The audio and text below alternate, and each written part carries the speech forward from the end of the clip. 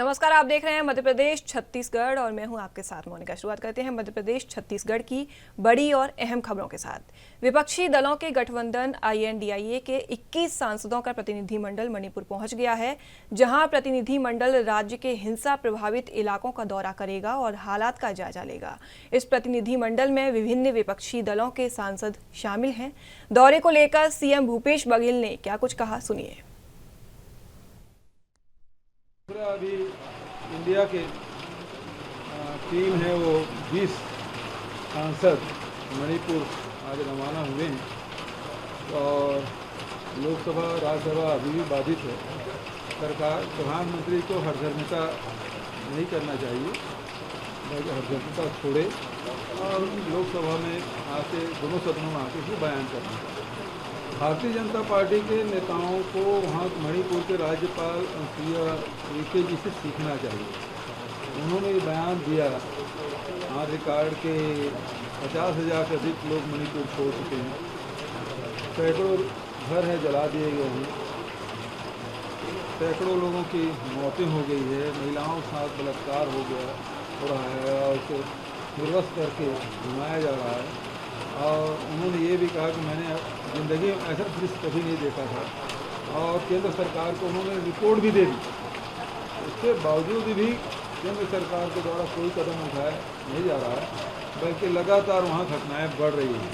अभी जिस प्रकार से लोग अब रात में घरों को छोड़कर सड़कों पर सोए हुए हैं ताकि और गोलीबारी हो रही है, तो रात भर जगते हैं अपने परिवार की सुरक्षा के लिए। स्थिति बेहद तनावपूर्ण है और नियंत्रण से बाहर है केंद्र और राज्य सरकार। वहीं मुख्यमंत्री भूपेश बघेल कोरवा प्रवास पर रहे। इस दौरान उन्होंने डिंगापुर में नवनिर्मित प्यारेलाल कंवर स्मृति पुस्तकालय का डिजिटल माध्यम से एक क्लिक कर लोकार्पण किया। साथ ही कलेक्ट्रेट कार्यालय परिसर में छत्तीसगढ़ महतारी की प्रतिमा का अनावरण किया।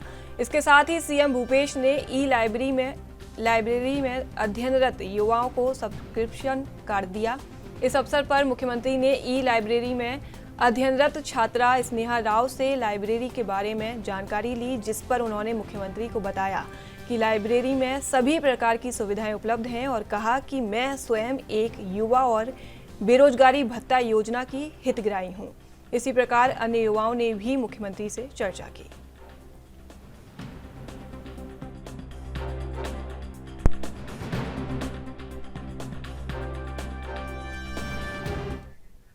भारतीय जनता पार्टी ने शनिवार को राष्ट्रीय पदाधिकारियों का ऐलान कर दिया है। जारी सूची में कुल 38 नाम शामिल हैं।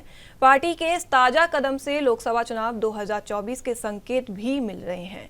वहीं भारतीय जनता पार्टी की नई राष्ट्रीय कार्यकारिणी में छत्तीसगढ़ से 2 महिलाओं को राष्ट्रीय उपाध्यक्ष बनाए जाने पर CM भूपेश बघेल ने कहा कि चुनावों को देखते हुए इनका कद बढ़ाया गया है। CM ने कहा कि लता उसेंडी तो पहले डॉक्टर रमन सिंह की मंत्रिमंडल में रही हैं। वहीं मणिपुर के मामले में केंद्रीय मंत्री स्मृति ईरानी के छत्तीसगढ़ का जिक्र बार बार किए जाने पर कहा कि ये ध्यान भटकाने के लिए है। छत्तीसगढ़ में जो घटना घटी है उसकी तुलना मणिपुर की घटना से नहीं की जा सकती।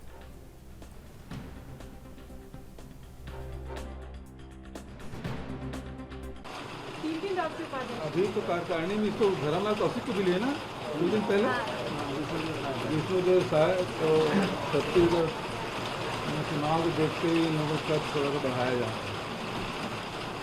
रमन सिंह की कंटिन्यू किए गए, तो आपने पिछले बार बताया था कि जो रमन सिंह के साथ है उनको लाभ के साथ क्या आएगा जी?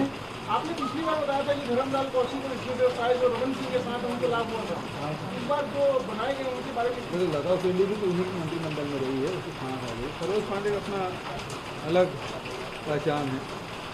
सर, मणिपुर के साथ साथ वो मुद्दा खत्म होने का नाम नहीं लेगा। स्मृति ईरानी ने फिर राज्यसभा में छत्तीसगढ़ का जिक्र कर दिया और ये कह दिया छत्तीसगढ़ की चर्चा का दिन आएगी। बार बार ये नाम क्यों लिया जा रहा है? देखिए, ये लोगों को ध्यान भटकाने के लिए छत्तीसगढ़ में जो घटनाएं घटी है उसकी कोई तुलना मणिपुर की घटना से नहीं की जा रही। जानबूझ के जो इलेक्शन डूइंग स्टेट है उसका नाम लेने के पीछे उद्देश्य यही है कि एक तीर से 2 निशाना साधने की कोशिश कर रहे हैं, लेकिन वो असफल है। प्रधानमंत्री जी भी वही किए थे राजस्थान और छत्तीसगढ़ का, मणिपुर उसके लिए तीसरा है डबल इंजन की सरकार है और 90 दिन हो गया है और उसमें वो कुछ कर नहीं पा रहे हैं। और दूसरी बात ये है कि ये ह्यूमन राइट है वो वहाँ जा नहीं रही है। मणिपुर छत्तीसगढ़ में भ्रमण करने का स्वागत है, लेकिन मणिपुर में जाए ह्यूमन राइट। और दूसरी बात यह है केंद्र सरकार है वो इसमें लगी है कि वो वीडियो कौन वायरल किया इसको खोज रहे हैं, तो गलत दिशा में वो प्रयास कर रहे हैं। दूसरा अभी इंडिया के टीम है वो 20 सांसद मणिपुर आज रवाना हुए हैं और लोकसभा राज्यसभा अभी भी बाधित है। सरकार प्रधानमंत्री को हरघर्मिता नहीं करना चाहिए, हरघर्मिता छोड़े और लोकसभा में आके। तो फिलहाल एक छोटा सा ब्रेक, जल्द हाजिर होंगे ब्रेक के बाद।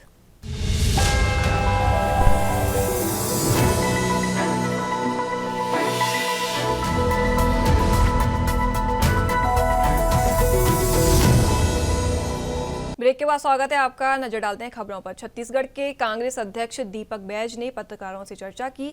इस दौरान उन्होंने बीजेपी द्वारा आदिवासी वोटरों को साधने के प्रयास को लेकर कहा कि मैं बधाई देता हूं, लेकिन लगता है कि अब देर कर दी है। बस्तर उनके हाथों से निकल रहा है, ये बीजेपी को अच्छे से पता है। साथ ही कहा कि बस्तर की जनता कांग्रेस के साथ है। मुख्यमंत्री भूपेश बघेल ने अच्छा काम किया है। बस्तर की सारी सीटें कांग्रेस ही जीतेगी।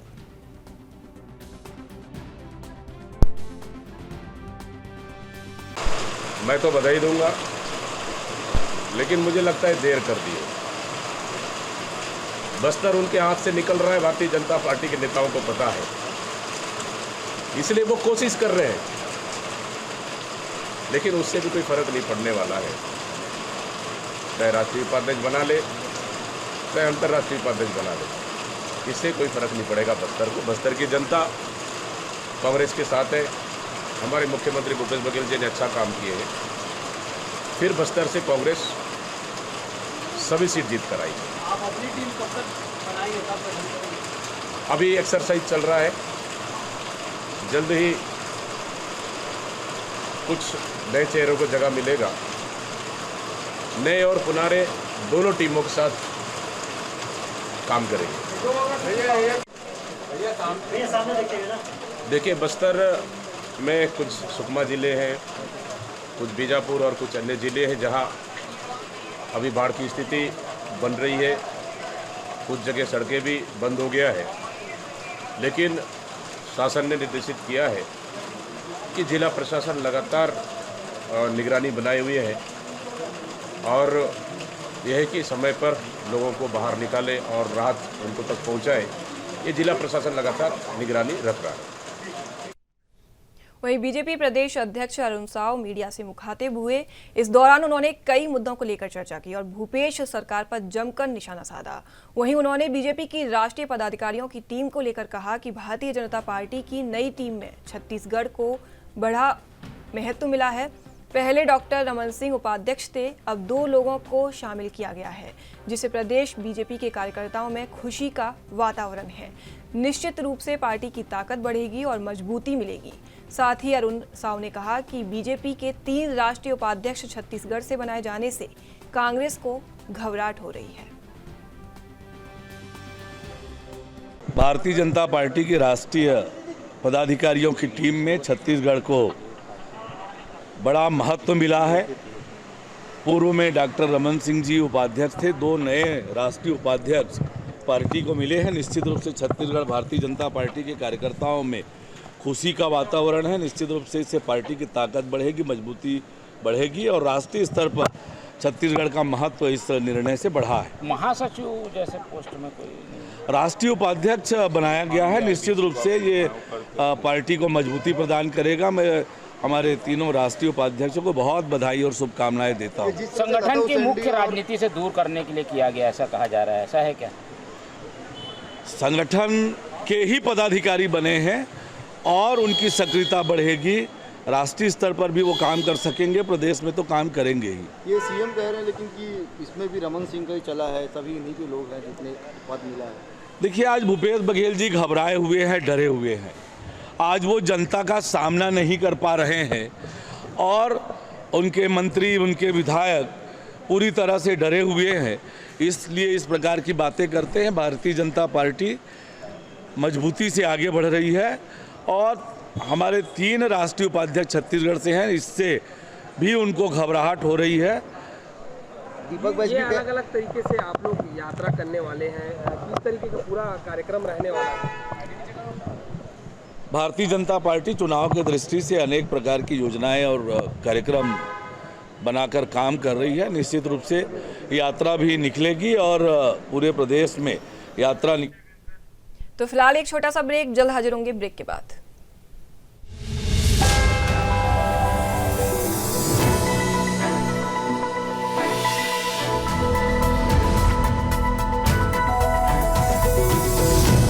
ब्रेक के बाद स्वागत है आपका। नजर डालते हैं खबरों पर। आगामी 2024 में होने वाली लोकसभा चुनाव से पहले भारतीय जनता पार्टी ने राष्ट्रीय कार्यकारिणी घोषणा कर दी है। भाजपा की राष्ट्रीय कार्यकारिणी में पूर्व मुख्यमंत्री रमन सिंह और छत्तीसगढ़ की 2 महिला नेत्रियों सरोज पांडे और लता उसेंडी को शामिल किया गया है। पूर्व मुख्यमंत्री डॉक्टर रमन सिंह के बाद छत्तीसगढ़ की अन्य नेत्रियों को राष्ट्रीय उपाध्यक्ष बनाया है। इसमें राज्यसभा सदस्य सरोज पांडे और पूर्व मंत्री लता उसेंडी को राष्ट्रीय उपाध्यक्ष बनाया गया है। भाजपा के राष्ट्रीय अध्यक्ष जेपी नड्डा ने केंद्रीय पदाधिकारियों की घोषणा की है। इसके अनुसार पूर्व मुख्यमंत्री डॉक्टर रमन सिंह राष्ट्रीय उपाध्यक्ष के पद पर बरकरार रहेंगे।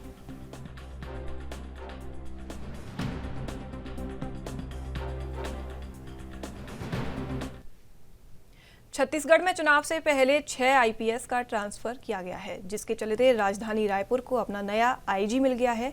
आईपीएस रतन लाल ढांगी को रायपुर संभाग का नया आईजी बनाया गया है। बता दें कि इससे पहले रतन लाल ढांगी बिलासपुर संभाग में कार्यरत थे। वहीं एएनबी न्यूज से आईपीएस रतन लाल ढांगी ने खास बातचीत की।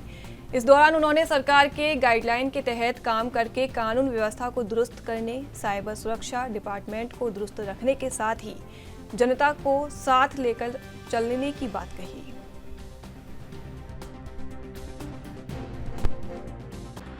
रायपुर आईजी रतनलाल ढांगी ने आज पदभार ग्रहण किया। हमारे साथ सर है, किस तरीके से चुनौती रहेगा सर? आज तो पहले एएनबी न्यूज़ को आपको बधाई हो, किस तरीके से देखते हैं रायपुर को? देखिए, रायपुर अब प्रदेश का राजधानी है और ग्रोइंग सिटी है, और तो इसमें किस तरह का अब चूँकि साइबर जो आजकल फ्रॉड भी बढ़ रहे हैं, उसको लेकर के नए नए क्राइम भी बढ़ रहे हैं, तो एक तरह से पुलिस के सामने इस तरह की चुनौती रहती है, लेकिन उसको एक टीम भावना से हम सब लोग मिलकर के करेंगे। ये ट्रैफिक को लेकर भी आपने कहा कि बड़ी चुनौती है, किस तरीके से इसको मेंटेन करेंगे? अब चूँकि देखिए, रायपुर बहुत बड़ा हमारा शहर है, बढ़ रहा है, तो क्योंकि आसपास के दूसरे स्टेट से भी कई लोग आते हैं, तो एक उसको व्यवस्थित कैसे किया जा सकता है, उसकी तरफ हम जो जरूर ध्यान देंगे। सर, चुनावी वर्ष है, ऐसे में आंदोलन का भी दौर जारी लगा थी, इसको किस तरह से मेंटेन करें? क्योंकि कई बार ऐसा देखा गया है कि आपत्तिजनक यहाँ पर प्रदर्शन भी हुए हैं, उस पर किस तरह से लगाम लगाए? साथ ही साथ रायपुर है तो साइबर अपराध को लेकर भी लोगों को जागरूकता है, साथ ही साथ एक अंतिम सवाल है नशा मुक्ति के लिए। देखिए, किसी भी प्रकार की कानून व्यवस्था जो है, उसमें जो भी लोग उसमें भाग लेने वाले, उन लोगों से संवाद करके, बातचीत करके, उनके जो इश्यूज़ है, कुछ भी प्रदर्शन होने से पहले उस जो एक चैनल खुला रहता है, ऐसे लोगों से बात करके और समस्या को कैसे दूर कर सकते हैं, उसकी तरफ ध्यान करके हमारा सबसे फोकस हमेशा रहता है कि कम्युनिकेशन रहे, लोगों से संवाद रहे।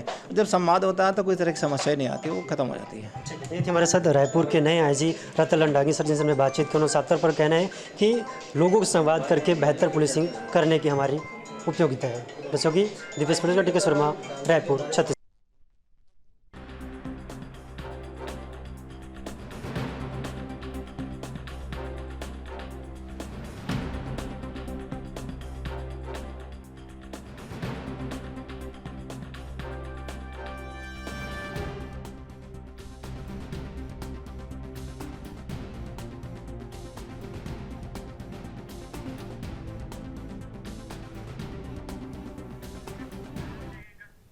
राजधानी रायपुर समेत प्रदेश के कई इलाकों में बीती रात भारी बारिश हुई। लगातार तेज बारिश की वजह से निचले इलाकों और सड़कों में जलभराव की वजह से लोगों को दिक्कतों का सामना करना पड़ा। सेज बहार में एनडीआरएफ की टीम वाटर बोट से रेस्क्यू कर लोगों को सुरक्षित स्थानों पर पहुंचाया। मौसम विभाग ने आज भी प्रदेश भर में भारी बारिश की संभावना जताई है। 6 जिलों में भारी बारिश को लेकर येलो अलर्ट जारी किया गया है।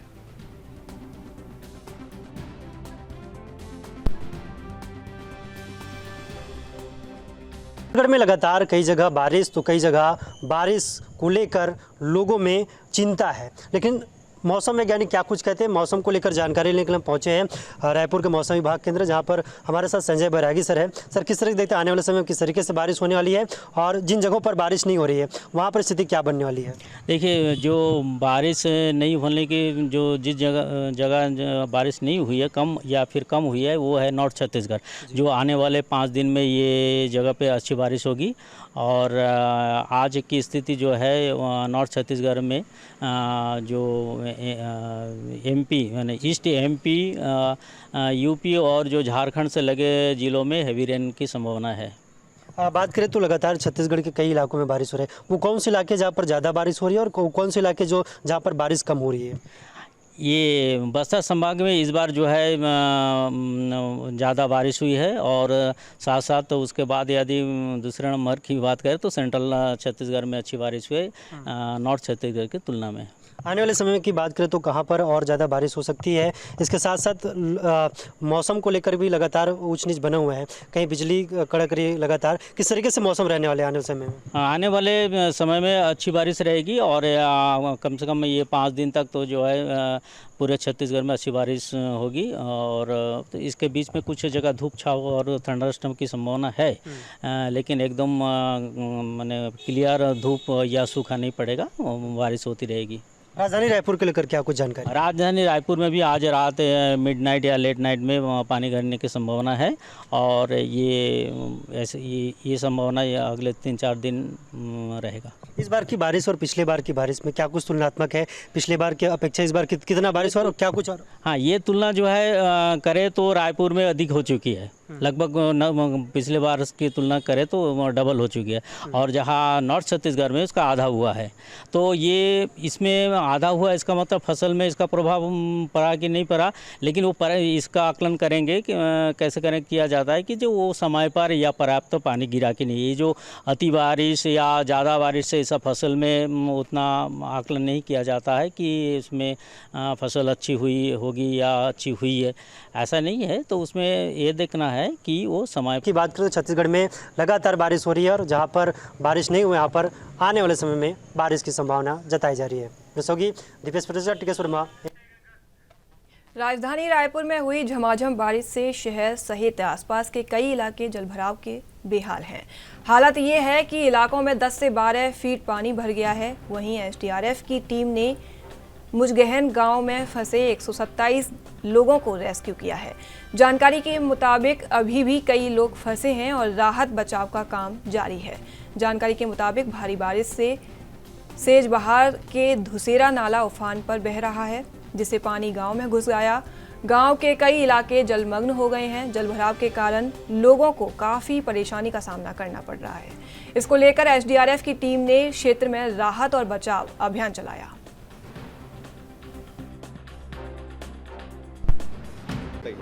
रात में भी बारिश के कारण ना घर में 2-2.5 फुट पानी घुस गया। बहुत बारिश हुई है, यहाँ कोई इंतजाम भी नहीं हुआ, सबके घर में तस नस हो गया सामान। कितनी परेशानी है? बहुत परेशानी है। 2-2.5 फुट पर पानी घुसा हुआ है, चलने का रास्ता नहीं है अंदर से, और लाइन भी गोल है, लाइन भी नहीं आई, प्रशासन कोई ध्यान नहीं दे रहा है, यहाँ ऐसा हो गया। तो अब कुछ कह नहीं सकता, क्योंकि ये रात में 12 बजे से रात से बारिश हो रहा है, और अब रात के बाद अब हम लोग अब आने जाने के लिए दिक्कत है, बहुत हो रही है। पानी कितना भरा है? पानी पीछे तरफ से रास्ते हैं रोड से, तो इधर क्या है पूरा मतलब खाली है, वो खाली की वजह से पूरा मतलब इधर पानी भर गए हैं। कितनी परेशानी हो रही है? परेशानी वही है, बस आने जाने की परेशानी है। और अपन क्या है फैमिली वाले हैं, छोटे छोटे बच्चे हैं, तो उसमें अब क्या हम अब बाहर जा नहीं सकते, और पानी जो है मतलब बहुत ज़्यादा आ गया है, कमर से नीचे से कमर तक का आ गया। यहाँ मतलब घर का नुकसान भी हुआ है, पानी घर अंदर भर। नुकसान हर चीज़ हो गई भैया, चावल दाल लकड़ी छेना हर चीज़।